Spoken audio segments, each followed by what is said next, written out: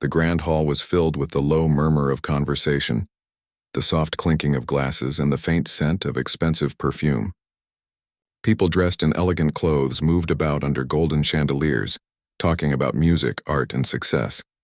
On the stage, a glossy black grand piano gleamed beneath the lights, waiting for the star of the night to arrive. That star was Leonard Cross, a pianist whose name was spoken with both admiration and irritation in musical circles. He was brilliant, no one could deny that. His fingers could race across the keys like lightning, and his memory for complex pieces was unmatched. But he carried himself with the kind of confidence that easily slipped into arrogance. Leonard didn't just know he was good, he wanted everyone else to know it too. He walked into the room that evening dressed in a perfectly tailored black suit, his hair slicked back, his expression calm, yet proud. The crowd turned to look and he basked in the attention. Compliments followed him wherever he went. "Leonard, your last concert in Vienna was magnificent. Your Chopin recital was flawless." He nodded, smiling the kind of smile that said, "Yes, I know." Leonard had started playing piano when he was just 5 years old. His parents had pushed him hard, enrolling him in the best music schools, hiring private tutors, and filling his childhood with endless practice. He didn't have many friends, but he didn't mind. He grew up believing that being the best was all that mattered. And for years it had worked: trophies, applause, fame. Everywhere he went, people called him a prodigy. But somewhere along the way, the joy of music had been replaced by competition. He didn't play for beauty anymore. He played to prove that he was better than others. That evening, the event was a charity gala organized to raise funds for music education. Leonard had agreed to perform as the main attraction, mostly because he liked the idea of showing off in front of the city's wealthy patrons. He wasn't particularly interested in the cause. He was interested in the spotlight. As he prepared backstage, he glanced at the list of other performers. There were a few students, a local choir, and a handful of amateur musicians. "Cute," he muttered to himself. "No one worth worrying about." The host, a cheerful man in a velvet jacket, came over and said, "Leonard, we're thrilled to have you tonight." The crowd's excited. "Maybe you'll inspire some of the young ones." Leonard smirked. "I hope so," he said. "Though inspiration only goes so far. Talent does the real work." The host laughed politely, though there was something uneasy in his eyes. He had heard stories of Leonard's attitude before. When it was time, Leonard walked onto the stage to thunderous applause. He sat at the piano, gave a slight bow, and began to play a Liszt piece, fast, fiery, demanding. His hands moved with precision, his body swaying with practiced grace. Every note hit perfectly, every phrase shaped just right. The audience watched in awe, some leaning forward, others holding their breath. When he struck the final chord, the crowd erupted. Leonard stood, bowed deeply, and smiled. For a moment, he felt unstoppable again. The applause filled the hall like warm sunlight, and he drank it in as if it belonged to him. During the short break that followed, people gathered around to praise him. "You make it look so easy. Your technique is unbelievable. Truly, there's no one like you in this city," Leonard chuckled. "I'd agree with that," he said, half joking but fully meaning it. Across the room, however, a small group sat quietly at one of the back tables. Among them was a woman in her late 30s with soft brown hair tied loosely at the back and a calm, thoughtful expression. She wore a simple blue dress, nothing fancy, something that might have looked plain next to the glittering outfits around her. Her name was Clara. Clara was a local piano teacher. She taught children and beginners, not professionals. She didn't play in competitions, and she had never performed in front of a large crowd. To most people there, she was just another face in the audience. But those who knew her well respected her deeply. She was patient, kind, and had a natural connection to music that didn't come from pride, but from love. As Leonard continued mingling, he overheard a few musicians quietly discussing another performer who had yet to play. "They say Clara Mitchell is performing later," one of them whispered. "She's a teacher at the community music school." Leonard smirked. "A teacher," he said. "At a community school? Well, that should be interesting. I wonder what she'll play, Twinkle, Twinkle, Little Star." The others laughed, though awkwardly. They weren't sure whether to agree or stay quiet. Leonard had that effect on people. His confidence made others nervous. When the host took the stage again, he thanked Leonard for his brilliant performance and announced a short intermission. People moved about, chatting, sipping drinks, and complimenting each other's outfits. Leonard was surrounded by admirers again when he overheard something that made him stop. "Wouldn't it be fun to see a little piano duel?" someone joked. "Leonard versus one of our guests." The crowd laughed, but the host, always eager to entertain, picked up the idea. "That's not a bad thought," he said into the microphone. "How about a friendly little challenge? Leonard here is one of the finest pianists we've ever seen. Maybe someone in the audience wants to play a short piece too, purely for fun?" There was some nervous laughter. No one raised their hand. Who would dare go against Leonard Cross? Then from the back a gentle voice spoke. "I can play a little if no one else wants to." Heads turned. It was Clara. Her friends beside her looked surprised, whispering, "Are you sure?" But she simply smiled and stood up, walking toward the stage. Leonard raised an eyebrow. "You?" he said, half amused. "You're volunteering?" She nodded calmly. "Why not? It's just for fun, right?" The host smiled, delighted. "Wonderful." Everyone, a round of applause for, "What's your name, dear?" "Clara," she said softly. Leonard leaned toward the microphone and said, "Well then, Clara, I hope you don't mind a little competition." She met his gaze and replied, "Not at all." The audience chuckled, sensing the playful tension. Some looked excited. Others looked nervous for her. Leonard smirked and turned to the piano. "Ladies first," he said, gesturing grandly. But Clara shook her head. "You go ahead," she said. "I'd like to hear how it's supposed to be done." Her tone was polite, not sarcastic, but something about it made Leonard straighten slightly. He couldn't tell if she was teasing him or simply being kind. Either way, he took his seat, cracked his knuckles dramatically, and began to play again. A dazzling, fast-paced waltz that made the audience clap along. He was performing not just music, but a show. His hands flew, his shoulders moved with rhythm, his expression full of confidence. When he finished, he stood and gave an exaggerated bow, earning another round of applause. Then he turned to her. "Your turn," he said, his tone light but challenging. Clara walked to the piano quietly. She didn't bow or make any gestures. She simply sat, took a deep breath, and placed her fingers on the keys. The audience grew still, but before she played a single note, Leonard noticed something in her posture, a sense of peace. There was no tension, no showing off, no nervousness, just calm focus. The first note she pressed was soft, almost hesitant. Then another and another, gentle, warm, filled with feeling. The melody was slow and tender, something classical yet deeply emotional. The sound filled the room not with power but with soul, the kind of sound that made people stop talking and simply listen. Leonard's smirk faded slightly as he watched her. There was something different in the way she played. It wasn't about skill.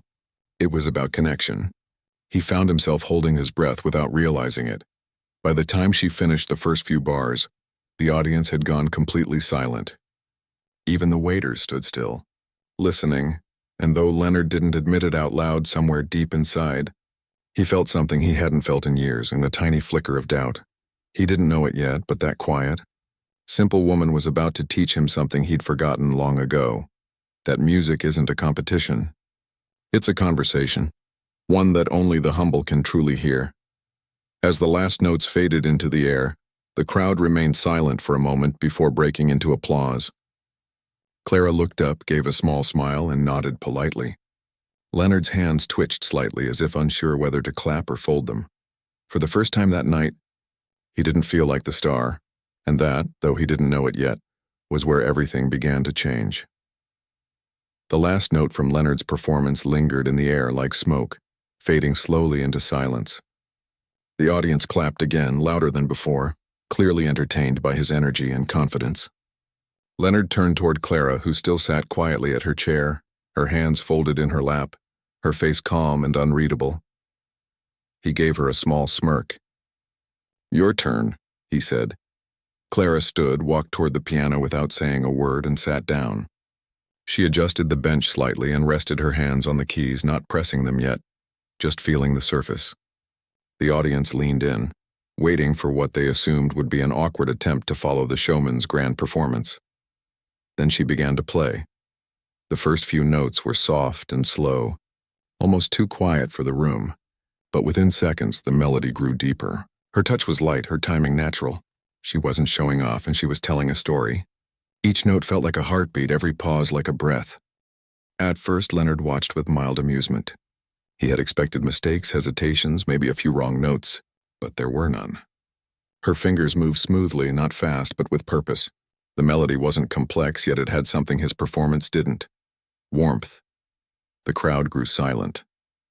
The chatter stopped, the laughter faded, and even the waiters froze mid-step. Clara's playing filled the room with something invisible but powerful. It wasn't about power or speed, it was emotion.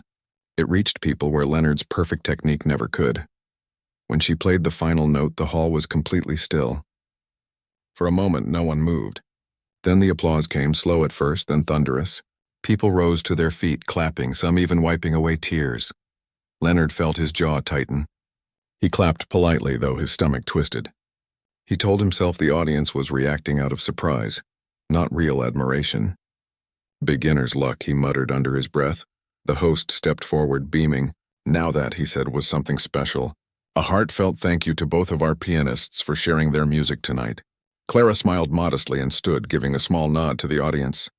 She didn't seem proud or overly pleased. In fact, she looked slightly embarrassed by all the attention. She simply turned toward Leonard and said softly, "You play beautifully." Leonard forced a smile. "Thank you," he said stiffly. You, surprised everyone. She tilted her head slightly. "Including you?" He hesitated, not sure how to answer, and finally replied, "I suppose so." Before he could say more, someone called Clara's name from the audience. A group of children rushed up to her, her students. They hugged her excitedly, their faces glowing with pride. "You were amazing, Miss Clara," one of them said. Leonard watched the scene with a strange feeling. The woman who had just made the entire hall fall silent was laughing and kneeling down to talk with kids, thanking them for coming, reminding them to keep practicing. She didn't seem to care that she'd just outshone a world-class pianist. As people began to leave their seats, Leonard found himself standing off to the side, unsure of what to do. He heard bits of conversation around him. "She played with such heart. I felt that in my chest. That teacher has something special." Each comment felt like a small sting. He had spent years perfecting his technique, mastering speed and control. And yet a woman who played in a local school had just stolen the audience's hearts. When the event ended, Leonard went to the backstage area to gather his things. He tried to convince himself it didn't matter. She played one emotional piece. I played with mastery, he told himself. That's the difference between amateurs and professionals. But no matter how many times he said it, it didn't feel right. Something inside him was unsettled. As he stepped outside into the cool night air, he saw Clara standing near the entrance, speaking to an older man who was likely the host. She laughed softly, thanked him for the invitation, and turned to leave. Leonard hesitated, then walked over. "Clara," he said. She turned, smiling. "Oh, hello again. You were wonderful tonight." He forced another polite smile. "So were you," he replied. "I didn't expect—" "Well, she shrugged lightly. "Music's not about expectations. It's about feeling something, don't you think?" Leonard crossed his arms. "Feeling's important, sure, but skill matters too. You can't just rely on emotion." Clara didn't argue. She just looked at him for a moment, then said quietly, "Sometimes the most skilled people forget why they started playing in the first place." Her words hit him harder than he wanted to admit. Before he could respond, she waved politely, said goodnight, and disappeared into the crowd. Leonard stood there for a long moment, watching her go. Around him, people were still talking about her performance. Some even asked the host if she would perform again in future events. The same people who had been fawning over him earlier were now talking about her instead. That night, back in his apartment, Leonard couldn't sleep. He sat at his grand piano, staring at the keys. His apartment was filled with awards, medals, and framed photos from his concerts around the world. But none of it brought him comfort. He placed his hands on the piano and began to play one of his usual showpieces. Fast, loud, complicated. It sounded perfect, just as it always did, but it felt empty. The notes came out cold, without color or meaning. He stopped halfway through and leaned back with a sigh. He couldn't understand it. How someone with so little training could move people so deeply, while he, the professional, only impressed them. The next morning, Leonard received a message from the gala's organizer thanking him for his performance. The message also mentioned Clara. "We were so touched by the way the teacher played. It reminded everyone why we love music. Leonard read it twice, feeling a mix of annoyance and curiosity. Later that day, he found himself searching for her name online. It didn't take long. There were small articles about her music school, photos of children performing, and short videos from local recitals. In one of them, Clara was sitting beside a little girl at the piano, helping her play a simple melody. She smiled, clapped when the girl got it right, and laughed softly when she made a mistake. Watching that video, Leonard felt something shift inside him. There was no ego in her teaching, no pressure, just joy. He shut his laptop and stood pacing the room. What makes her different? He wondered. Why does her music feel alive? The thought stayed with him all day. He tried practicing again that evening, hoping to shake it off, but every time he played, her calm face and the sound of her music returned to his mind. By the end of the week, he made a decision that even surprised him. He called the small music school where Clara taught. A young receptionist answered. "Good morning, Harmony Music Studio," she said cheerfully. "Hello," Leonard replied, trying to sound casual. "I was wondering if Clara Mitchell is available." "She's teaching a class right now," the receptionist said. "Would you like to leave a message?" He hesitated. "Just tell her Leonard cross-called. She'll know me." When he hung up, he wasn't sure what he expected, maybe a call back, maybe nothing. But something in him wanted to see her again. Not to challenge her, but to understand her. That night, as he sat once more at his piano, he closed his eyes and played softly. No flashy movements, no racing tempo, just simple notes the way she had done. And for the first time in years, the music felt human. It wasn't perfect. It wasn't powerful, but it was honest. And in that honesty, Leonard felt a spark, the faint echo of why he had fallen in love with the piano as a child. He didn't know it yet. But this was only the beginning of something that would change the way he saw music forever. The morning sun filtered through the curtains of Leonard's apartment, lighting up the glossy surface of his grand piano. He sat there still in his robe, staring at the keys. His coffee had gone cold on the table beside him, untouched for over an hour. Every time he tried to start playing, his fingers hesitated. His mind wasn't on the music. It was on her, Clara. The quiet teacher who had made a whole room go silent with a few soft notes. He had replayed her performance in his mind dozens of times since the gala. He remembered how simple her melody was, no grand flourishes, no dazzling runs, yet somehow it had left people speechless. He remembered the way her hands moved, how her expression changed with every phrase. She wasn't performing. She was living the music. He sighed, running his hand through his hair. "It shouldn't bother me," he muttered. "I'm the professional. She's just a teacher." But the words sounded hollow. He looked around his apartment. The shelves were lined with awards, certificates, and photos of him on stage. Everything screamed success, but none of it gave him the same feeling her music had given him that night. Finally, he picked up his phone and opened the note he'd written down from the music school's website. Harmony Music Studio, local lessons for all ages. After staring at it for a few seconds, he decided to visit. He told himself it was curiosity, nothing more. When he arrived later that day, the studio was nothing like the grand concert halls he was used to. It was a small building tucked between a bakery and a flower shop. Through the glass door, he could see colorful posters on the walls, small chairs and drawings made by children. The sound of faint piano music drifted out, light and uneven, someone practicing slowly.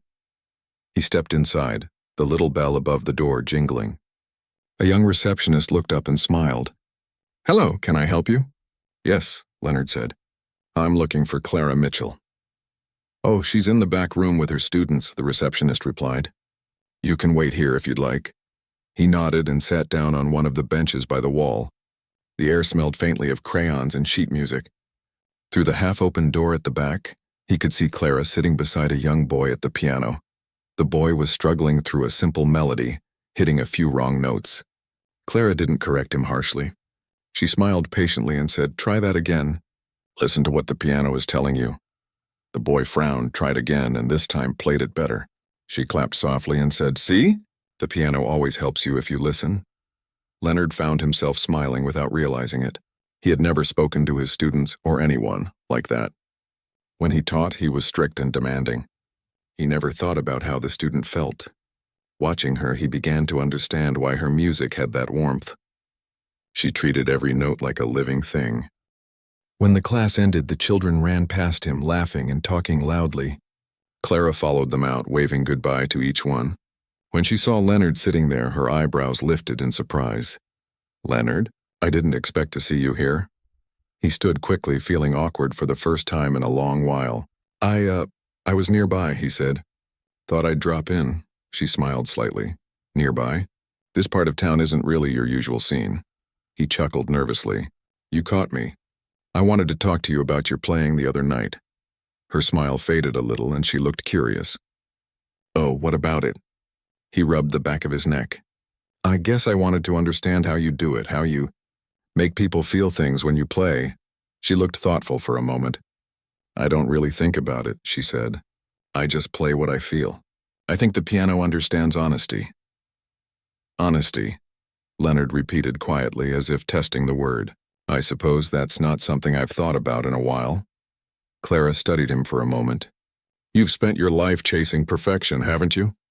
He laughed softly. "You make it sound like a bad thing." "It's not bad," she said.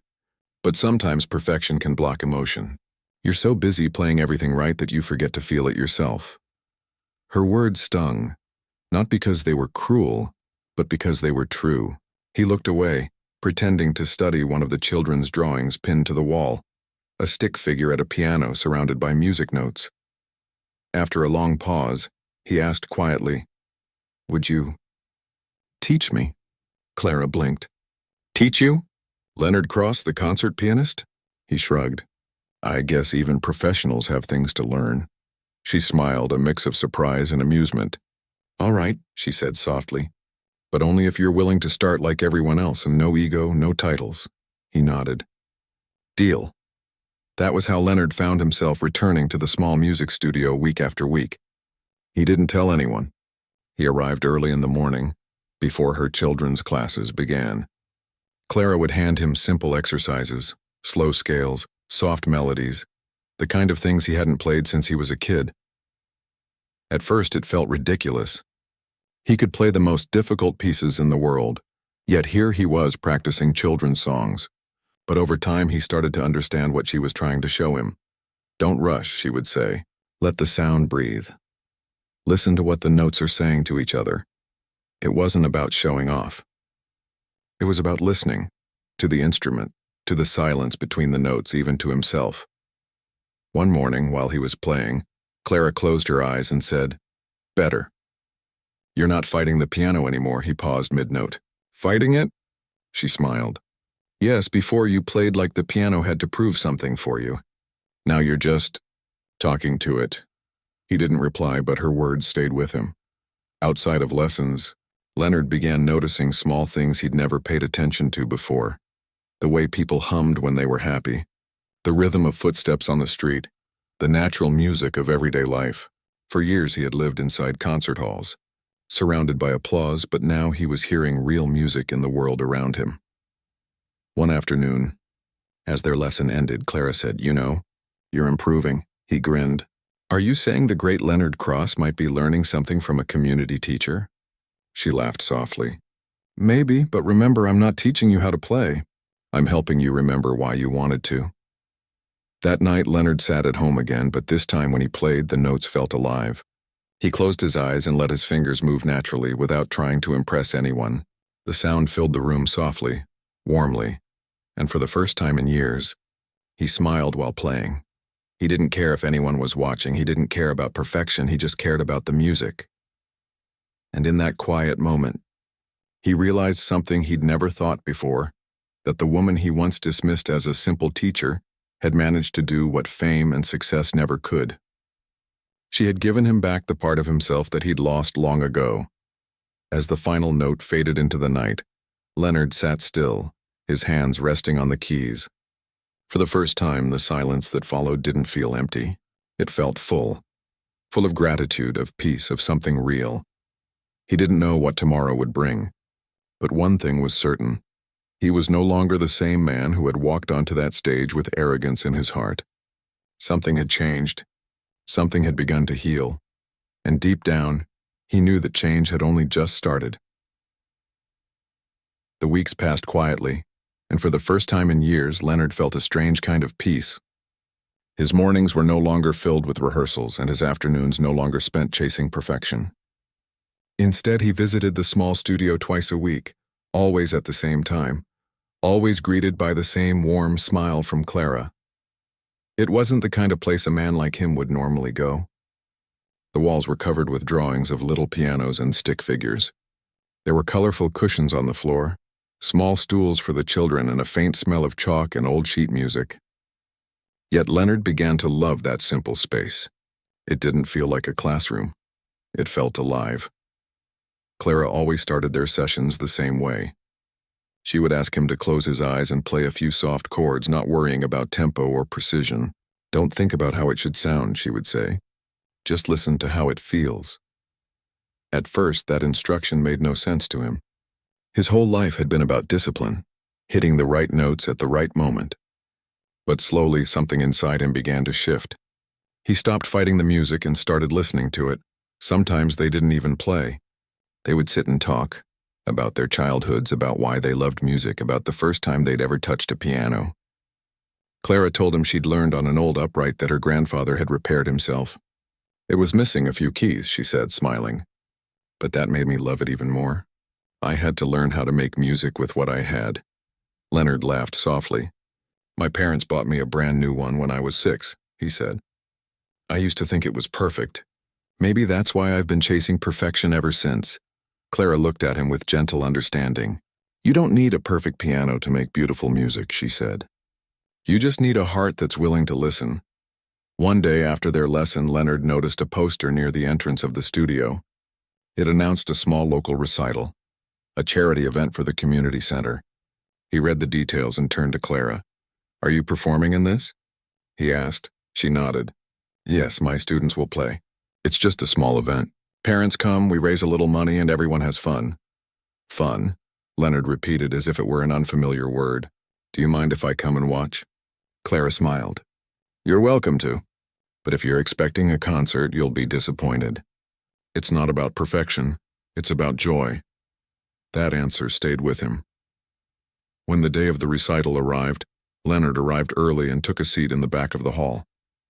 The place was filled with families, children laughing and running around, parents carrying flowers and small gifts.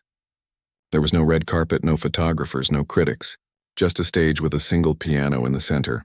As the show began, one by one, the children came up to play. Some made mistakes, some forgot parts of their songs, and some stopped completely before nervously starting over. But no one laughed. The audience clapped and encouraged them every time. Clara stood near the piano, helping each child bow after their performance. Her smile never faded. Watching her, Leonard felt something swell in his chest, something warm and unfamiliar. He realized that these children, in their innocence, played with more honesty than many of the professionals he knew. They weren't worried about critics or reviews. They were just happy to share their music. After the last student finished, Clara surprised everyone by sitting at the piano herself. "This wasn't planned," she said, laughing softly. "But the kids insisted I play something too." The audience cheered. Leonard leaned forward, curious. She began to play a piece that sounded like a gentle lullaby, simple, pure, full of life. It wasn't loud or technically impressive, but every note felt like it carried a story. Some of the children swayed softly to the rhythm, some even hummed along. Leonard felt his throat tighten.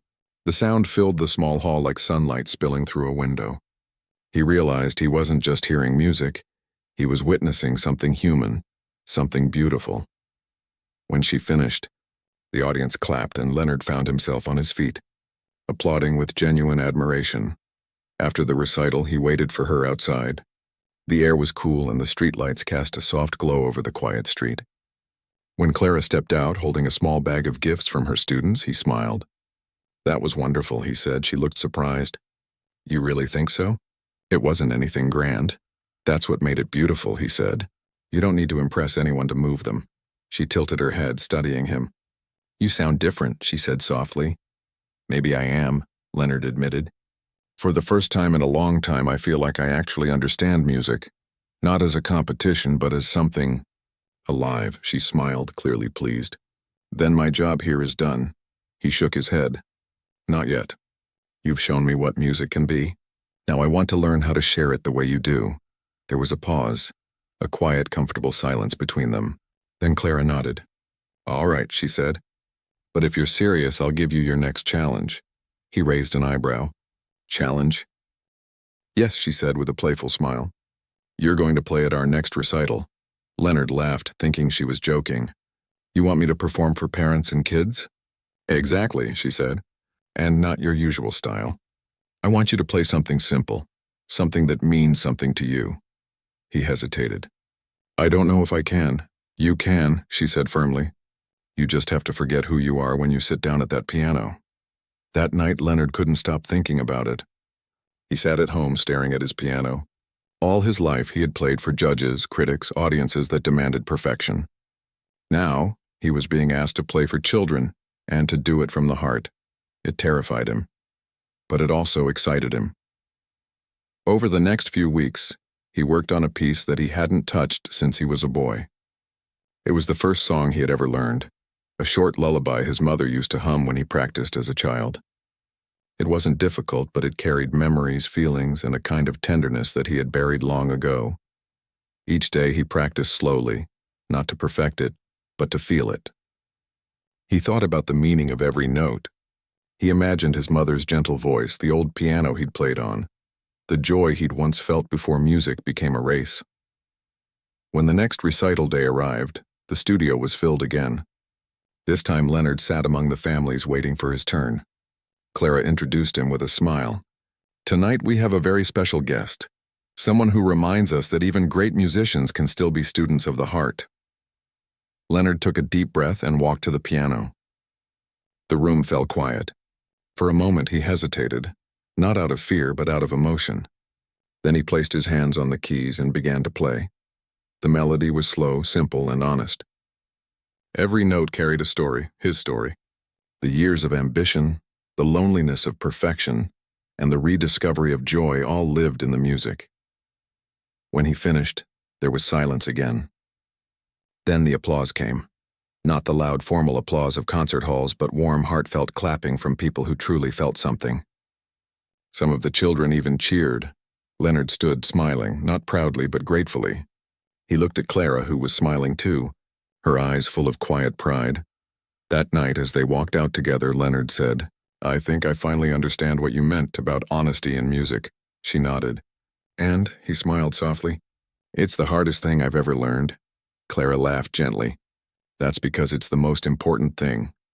As they stood under the soft glow of the streetlights, Leonard felt lighter than he had in years.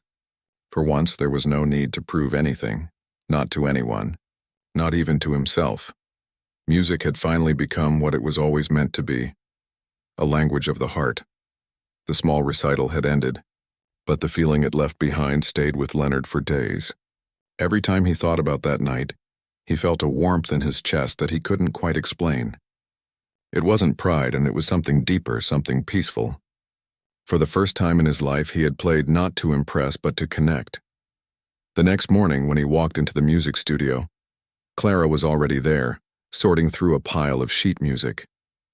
She looked up and smiled as soon as she saw him.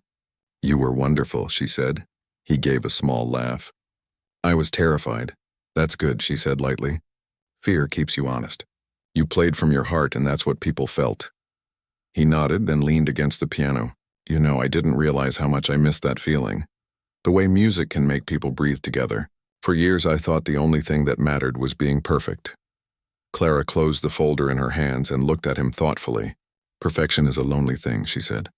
When you chase it too long, you forget what it feels like to share something real. Leonard was quiet for a moment. I think that's exactly what happened to me, he admitted. All those years, all those concerts, and I can't remember the last time I actually enjoyed playing. Clara smiled softly. Then you're finally learning. Music isn't supposed to be a competition.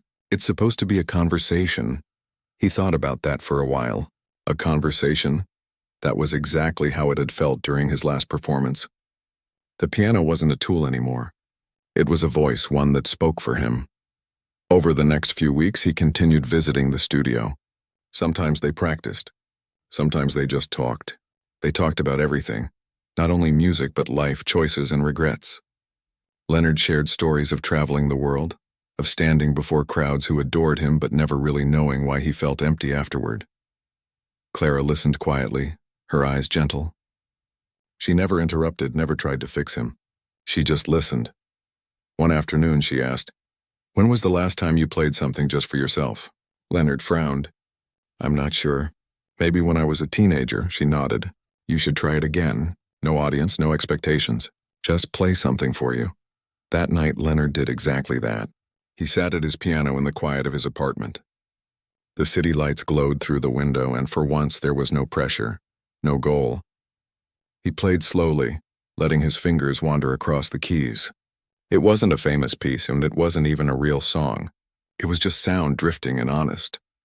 When he stopped, he realized an hour had passed. His heart felt light. It was as if he had spoken a language he hadn't used in years. The next morning, he woke up early and went for a walk through the park. Children were playing near a fountain. An old man was feeding birds, and someone was playing a guitar under a tree. The simple, imperfect music filled the air, and Leonard smiled. Life itself was full of music. He just hadn't been listening. Later that week, Clara told him that a journalist had reached out to her.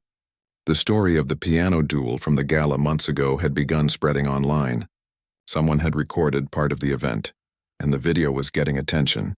People were amazed that a famous pianist had been humbled by a local teacher. Leonard wasn't sure how to feel about it. "Do they say my name?" he asked. Clara hesitated.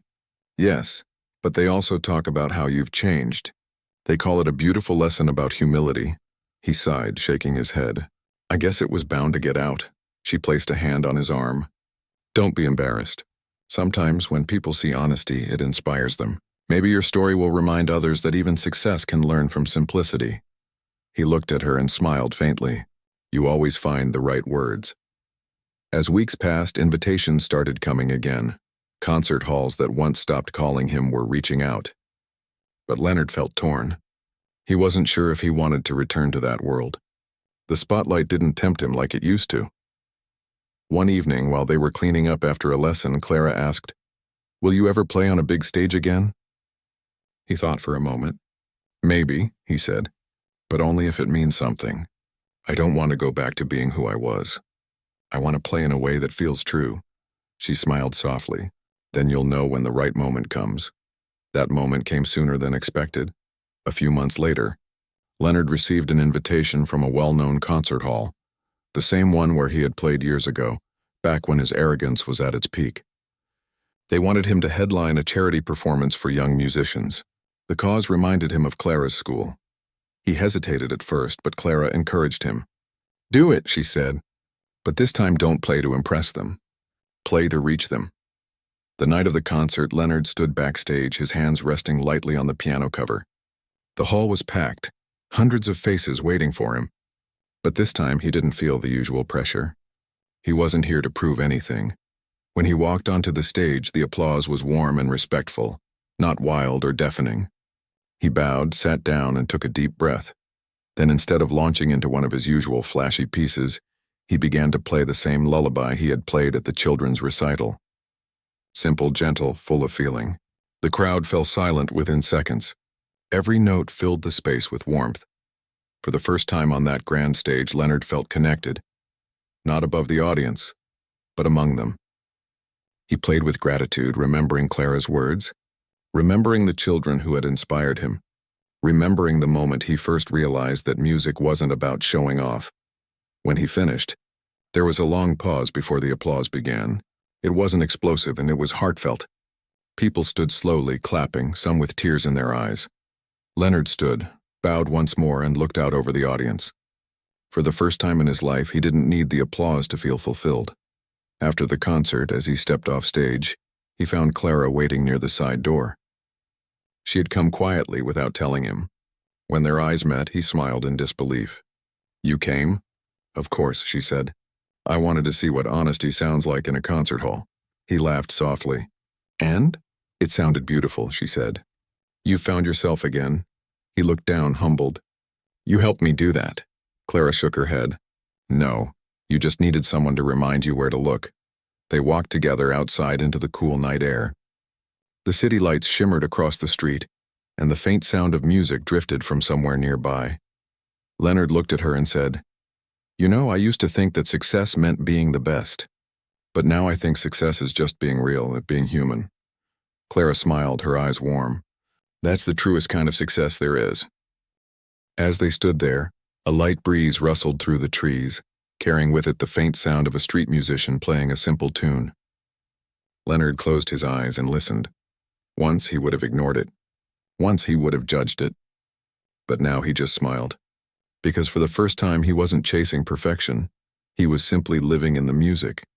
And in that moment, he understood something he had spent his whole life searching for. Music wasn't about winning or impressing anyone. It was about connecting.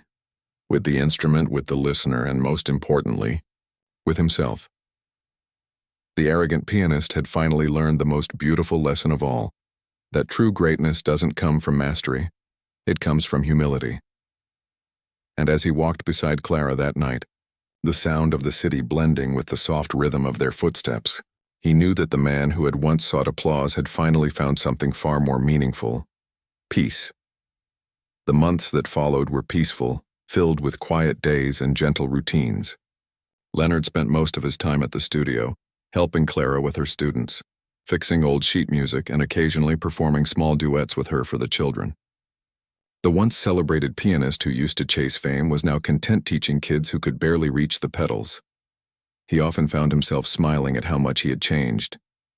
The grand stages, the flashing lights, the loud applause, none of it compared to the joy of seeing a child's face light up after playing a song correctly for the first time.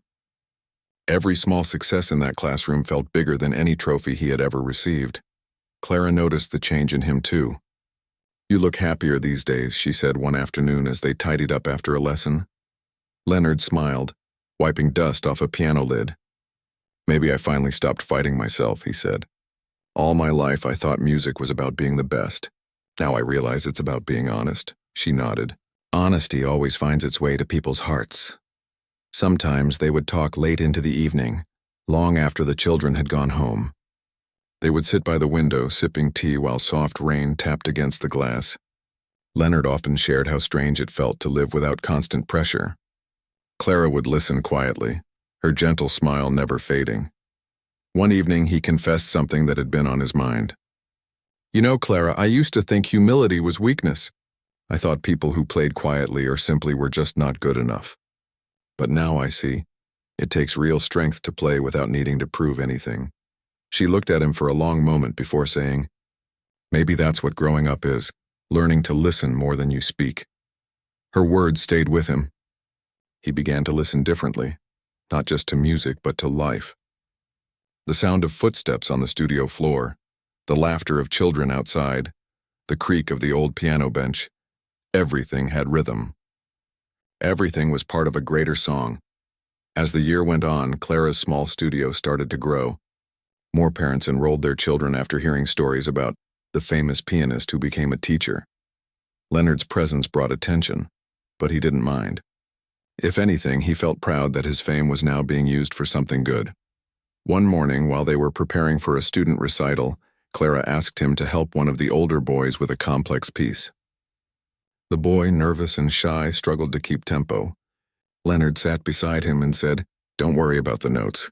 Just breathe with the music. Let it guide you." The boy looked uncertain at first, but when he tried again, his playing softened and began to flow naturally. When he finished, Leonard clapped his shoulder. "See? You didn't just play that, you felt it." Clara watched from across the room, smiling proudly. Later that day, she said, "You've become a real teacher." He laughed. "Funny, I never thought I'd hear that. I guess I had a good one to learn from." Their friendship had deepened into something steady, a quiet bond built on respect and shared passion. There was never a need for grand words between them. Their understanding was unspoken, like a melody that didn't need lyrics to be felt. Then, one day, Clara received an invitation to speak at a national music conference about her teaching philosophy. She was nervous, unsure if she should go. "I've never spoken in front of a crowd before," she admitted. Leonard smiled gently. "Remember what you told me before the duel? That music isn't about showing off, and it's about sharing something real. This is your chance to share. She thought about it for a long moment, then nodded. You're right. But I want you to come with me. I'd feel better knowing you're there. So they traveled together. The conference hall was large and filled with well-known musicians and teachers. As Clara walked onto the stage, Leonard sat in the front row, his eyes steady on her. When she began to speak, her voice was calm but filled with emotion. She talked about how music should never be treated as a competition, how every student has their own rhythm and story. She mentioned Leonard briefly, telling how even the most skilled musicians sometimes forget the heart behind their art. When she finished, the hall erupted in applause. Many people stood to shake her hand afterward. Leonard watched proudly, his heart swelling with admiration. She had done what he never could. She had touched people's souls not through performance but through truth. On the way back home, they talked quietly in the car. The evening sky was painted in soft shades of pink and gold. Clara said, "You know, I think we both learned something from each other." Leonard chuckled. "You taught me how to be human again. I'm not sure what I gave you in return." She looked out the window, smiling. "You reminded me that even simple music deserves to be heard." Silence followed, but it was a comfortable kind. As time passed, their studio became a local treasure, a place where music was not about fame but about heart. Students came not to win competitions but to learn how to express themselves. Leonard and Clara worked side by side, their days filled with laughter, practice, and an endless stream of melodies. Sometimes Leonard would still perform publicly, but now his concerts were different. He no longer played to show skill. He played to tell stories. The audiences could feel the change. Every note carried warmth, every pause carried meaning. People often said his music made them feel understood, and every time he walked onto a stage, he carried Clara's lesson with him, that perfection means nothing without emotion, and that humility gives strength to the sound. Years later, as their students grew and spread their love for music around the world, the little studio remained the same. Its walls were filled with memories, framed photos, and the faint scent of polished wood. One quiet evening, Leonard sat at the piano long after everyone had gone home. The lights were dim, and only the moonlight touched the keys. He began to play softly, not a famous song, not something rehearsed, just a simple melody he made up on the spot. It carried every piece of his journey, his pride, his fall, his rediscovery, and his peace. It was imperfect but alive. When he finished, he looked up and saw Clara standing by the door, smiling softly. "That was beautiful," she said. He smiled back. "I think I finally understand what music really means." She nodded. "Then you've truly learned." He chuckled gently. "It only took a lifetime." They both laughed, their voices mingling with the quiet hum of the city outside. And as they closed up the studio that night, Leonard took one last look at the piano. For years it had been his weapon, his pride, his prison. Now it was his friend, a reflection of who he had become. He turned off the lights, feeling at peace. No applause, no spotlight, no audience, just the quiet satisfaction of knowing he had lived his music honestly. The arrogant pianist who once believed he owned the stage had finally learned that the truest power comes not from being the loudest, but from being sincere. And so, his story didn't end with a grand finale or a standing ovation. It ended in the gentle rhythm of everyday life, where music flowed through laughter, teaching, and kindness, because sometimes the greatest performances aren't the ones played in concert halls, but the ones lived quietly, note by note, in the hearts of those who listen.